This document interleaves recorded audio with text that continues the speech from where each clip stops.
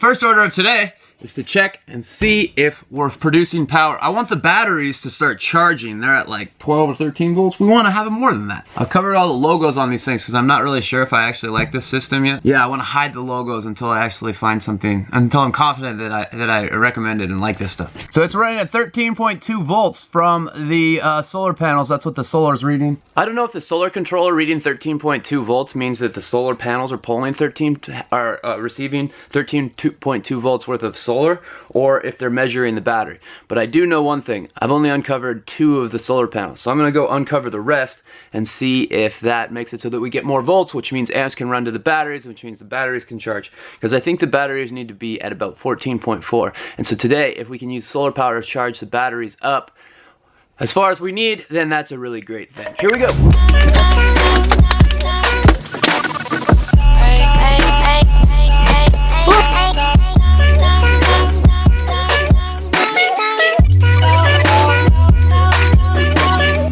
Solar panels are officially in the sun. We're back down at the solar controller. As you can see, now that we've covered up the panels, we're getting 14.4 volts, which is higher than the batteries, which means the batteries should be charging right now. Bust out the multimeter. I switched the multimeter to this part right here so that we get the DC reading, VDC. This will tell you the DC rating, so you just put the black on the red, the black on the black and the red on the red, and then this will give you an idea for where your batteries are at. 14.19. Whoa! So it was at 13.2, but now it's at 14.9. Now that's probably because of the solar battery is causing the voltage in the whole system to go up, but that means that the batteries are definitely going to be charging right now. So the solar system is working. What? Now just because the batteries are charging doesn't mean that the whole electronic system in the bus is complete and ready to go. It's not. I still have to wire up all the AC current on the sub panel.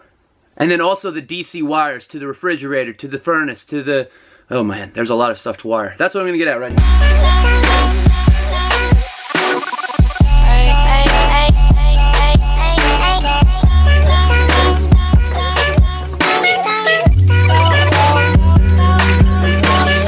That's just temporary. I'm gonna build a door for that.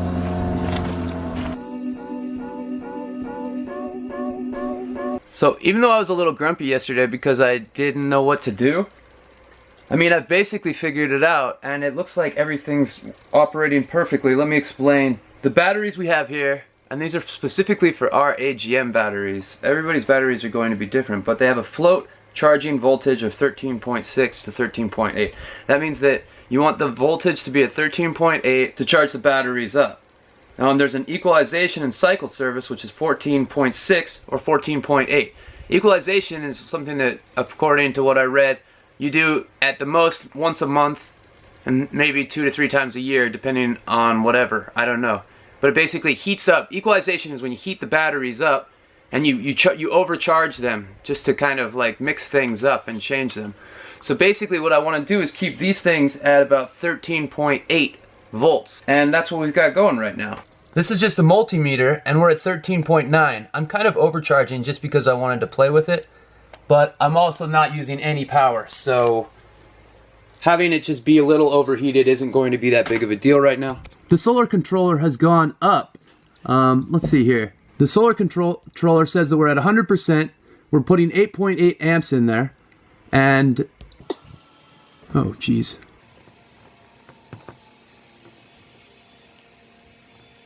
The solar controller says that we're at 100%. We've got, it's trickling 8 amps in there. The reason that it's running power right now is because I hit the boost. As I held this max boost button down for 3 seconds. So right now what it's doing is it's boosting the battery. It's actually going higher than what it wanted to. But this, because I was selected the AGM, it was charging it at exactly where we wanted it at 13.8. So it had stopped charging the batteries at that point and started doing a trickle. I'm also really excited to report that my AC wiring seems to be working perfectly. I checked the ports and it's all working exactly the way it was meant to, so I just figured why not just plug some stuff in and see how it works. And so I plugged in my power tool charger and it's went straight up to green. So the next time I drive some screws or do a saw cut, it's going to be basically solar powered. That's amazing! So yeah, I've been monitoring these batteries in this electrical system most of the day just to make sure that nothing crazy happened, but I don't even need to do that now. Now that I got confidence that my sub panel's in properly, there's no reason for me not to just keep running wires and wire all the appliances up right now. That's exciting. But first, I can get rid of the extension cord that runs to our bus. We don't need it anymore.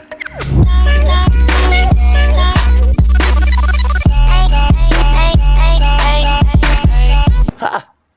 No more cord. Oh, on a side note, these came in the mail. So these are called rub rail end caps, and I want to thank his YouTube name's DZLFREEK. Thank you, Richard. When these got here, I was a little worried. I was like, oh no, they don't fit, but as you can see,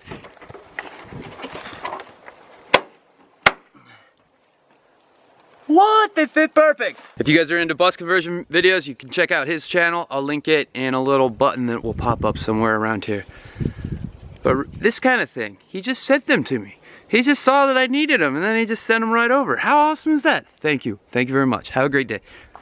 Well, I thought I was able to just pop those rub rail caps right in there, but of course, I need to grind off a little bit more metal on this side in order to build the space to put it in so that it'll fit around this guy. And so as always with the bus, small projects become large.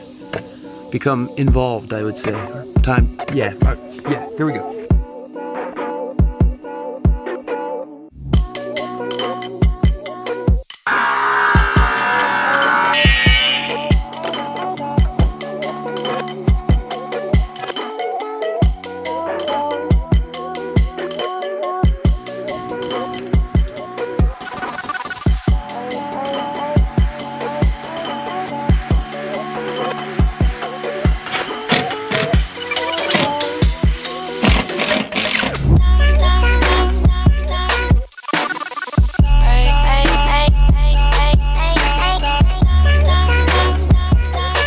Thanks again, DZLFREEK.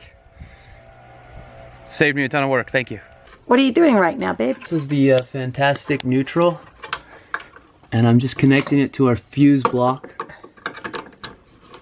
We've already got the hot.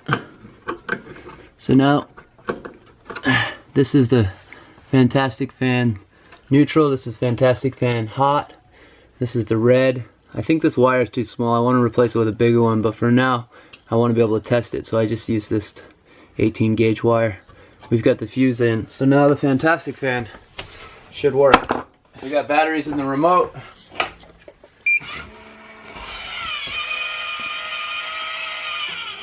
Yeah! We have liftoff. Fantastic vent engaged. I think that's our first fan that works. Yeah. But we did it! I want to get the refrigerator to work today. Today we installed the solar panels. The solar panels are in now. They're, well, obviously the solar panels were installed a long time ago. Yesterday I got the sub panel hooked up. Today I finally got it working, and we ran some DC 12 volt to the Fantastic Fan. Yeah, I just swallowed a mosquito. Oh, gross. We've got but we're really low on battery again, so that's it for today's videos. Thank you for watching. Thank you. That's it. We have solar! Yeah! Yeah, it's working. Solar power! Good job, babe. Good job. Let's get off this roof.